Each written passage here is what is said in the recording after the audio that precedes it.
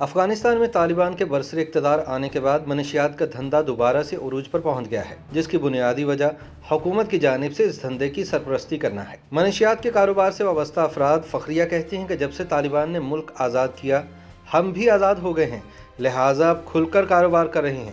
دوسری جانب افغانستان میں حکومتی ذرائع کا کہنا ہے کہ امریکہ کی جانب سے افغانستان کے اکاؤنٹ فریز کرنے سے پیدا ہونے والے بحران سے نمٹنے کے لیے اب افغان معیشت منشیات کی تجارت پر انحصار کر رہی ہے۔ خیال رہے کہ افغانستان کا نام منشیات کے ساتھ بہت عرصے سے جڑا ہوا ہے۔ طالبان کے دور میں ایک بار پھر یہ گھناؤنا کاروبار عروج پر ہے، جس کے منفی اثرات پاک افغان بارڈر پر موجود پاکستانی علاقوں میں بھی محسوس کیے جا سکتے ہیں۔ لیکن کچھ عرصہ پہلے تک پوست کی کاشت اور ہیروئن کی برآمد کے لیے اہم سمجھے جانے والے اس ملک میں اب ایک نئے اور خطرناک نشے کے دھندے میں اضافہ ہو چکا ہے، جس کا نام کرسٹل میتھ ہے۔ میتھ کی تجارت کرنے والے ایک شخص نے نام ظاہر نہ کرنے کی شرط پر BBC کو بتایا کہ افغانستان کے صرف ایک ضلع میں تقریباً 500 عارضی فیکٹریاں روزانہ کی بنیاد پر 3000 کلوگرام کرسٹل میتھ تیار کرتی ہیں۔ منشیات کے اس نئے دھندے کے پیچھے حال ہی میں ہونے والی وہ دریافت ہے جس کے مطابق ایفیڈرا نامی ایک عام اگنے والی بوٹی ہے، جسے مقامی زبان میں عمان کہا جاتا ہے۔ یہ بوٹی میتھ کے بنیادی جزء ایفیڈرین کو بنانے کے کام آتی ہے۔ ماضی میں طالبان کی جانب سے ایفیڈرا اگانے پر ٹیکس لگایا جاتا تھا، لیکن حالیہ دنوں میں طالبان کی جانب سے اس کی کاشت پر پابندی کا اعلان کیا گیا، لیکن اس فرمان کی زیادہ تشہیر نہیں ہوئی۔ ایفیڈرا کے پودے کے ذریعے کرسٹل میتھ دنیا کے دیگر حصوں میں بھی تیار کی جاتی ہے، لیکن اس پیمانے پر نہیں جس پر افغانستان میں پیدا کی جاتی ہے۔ فی الحال طالبان کی جانب سے میتھ بنانے والی فیکٹریوں کو کھلم کھلا کام کرنے سے نہیں روکا جا رہا۔ اس دھندے میں شامل ایک شخص نے انکشاف کیا کہ ایفیڈرا پر پابندی سے کاروبار مزید چمک اٹھا ہے، کیونکہ میتھ کی قیمتیں راتوں رات دگنی ہو چکی ہیں، جبکہ ان کے پاس اس بوٹی سے بھرے کئی گودام موجود ہیں جنہیں وہ مستقبل میں استعمال کر سکتے ہیں۔ دوسری جانب ناقدین کا ماننا ہے کہ اس وقت افغانستان میں میتھ جس رفتار سے تیار کی جا رہی ہے، اس سے جلد ہی ہیروئن کی تجارت بہت پیچھے رہ جائے گی، اور وہ وقت دور نہیں جب پاکستان میں بھی اس کی بہتات ہو جائے گی۔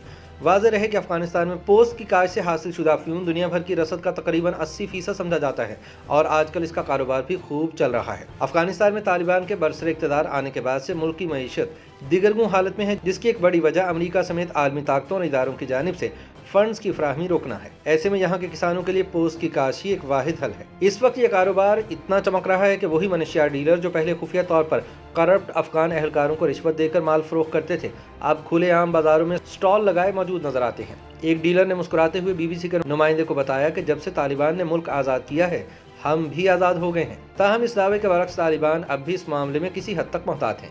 ہلمند صوبے میں طالبان نے BBC کو افیون کے بڑے بازار میں ریکارڈنگ سے یہ کہہ کر روک دیا کہ یہ ممنوعہ علاقہ ہے۔ جب ان سے سوال کیا گیا کہ میڈیا کوریج پر پابندی کی وجہ وہ الزامات تو نہیں جن کے مطابق اس کاروبار سے چند طالبان خود منافع کما رہے ہیں، تو طالبان مقامی ثقافتی کمیشن کا سربراہ حافظ راشد نے نہ صرف انٹرویو ہی ختم کرنے کا کہا، بلکہ دھمکی دی کہ اگر فوٹیج ان کے سامنے ضائع نہیں کی گئی تو کیمرے کو توڑ دیا جائے گا۔ واضح ہے کہ طالبان کی پہلی حکومت کے دوران انہوں نے افیون کی کاشت پر آخرکار پابندی لگا دی تھی، لیکن امریکی افواج سے شکست کے بعد طالبان نے افیون کی کاشت پر ٹیکس لگا کر اسے آمدن کا ذریعہ بنا لیا تھا، لیکن کھلے عام وہ اس حقیقت کو اب بھی تسلیم نہیں کرتے۔ منشیات کے دھندے سے جڑے افراد کا کہنا ہے کہ اگر طالبان چاہیں تو وہ دوبارہ سے کامیابی سے پابندی لگا سکتے ہیں، لیکن ایسے لوگ بھی ہیں جن کا ماننا ہے کہ طالبان اب ایسا نہیں کریں گے۔ افغانستان کے کئی علاقوں کی معیشت اب منشیات کے کاروبار سے جڑ چکی ہے۔ ہلمند کے قریب گندم ریز نامی چھوٹے دیہاتوں کا ایک سلسلہ ہے جہاں ایک کچی سڑک کے ذریعے ہی پہنچا جا سکتا ہے۔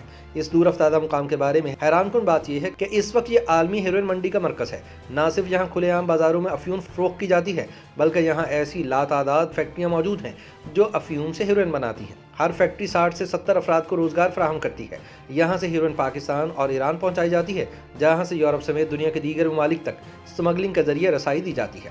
ایک مقامی شخص کے مطابق 1 کلوگرام ایکسپورٹ کوالٹی ہیروئن تقریباً 2,10,000 پاکستانی روپے میں بکتی ہے۔ برطانیہ میں ماضی میں منشیات کے کاروبار سے جڑے ایک سابق اسمگلر کے مطابق یہی 1 کلوگرام ہیروئن جب برطانیہ پہنچتی ہے تو اس کی قیمت 66,000 برطانوی پاؤنڈز تک جا پہنچتی ہے۔ زیادہ منافع بین الاقوامی ٹرانسپورٹرز کماتے ہیں، لیکن طالبان کو ہیروئن تیار کرنے والوں سے ٹیکس لے کر فائدہ پہنچتا ہے۔ ماہرین کا کہنا ہے کہ سن 2020 میں طالبان کو منشیات کے کاروبار سے $35 ملین ٹیکس قیمت میں وصول ہوا۔ پہلی بار جب طالبان برسر اقتدار آئے تھے تو ان کو منشیات پر پابندی لگانے میں 6 برس لگے۔ اس وقت صرف افیون کا معاملہ تھا۔ ان کا کہنا ہے کہ اس وقت افغانستان کی معاشی صورتحال کو دیکھتے ہوئے کسی قسم کی پابندی کو وہ لوگ ایک سزا کے طور پر دیکھیں گے جنہوں نے طالبان کی حمایت کی تھی۔ YouTube पर गूगली न्यूज देखने के लिए youtube.com की सर्च बार में गूगली न्यूज टीवी टाइप करें। गूगली न्यूज के पेज पर सुर्ख रंग के सब्सक्रिप्शन वाले बटन पर क्लिक करना ना भूलिए। YouTube पेज पर अपलोड होने वाली वीडियो से बाखबर रहने के लिए बेल आइकन पर क्लिक कीजिए। आपको हर नई वीडियो के बारे में नोटिफिकेशन मौसूल हो जाएगा।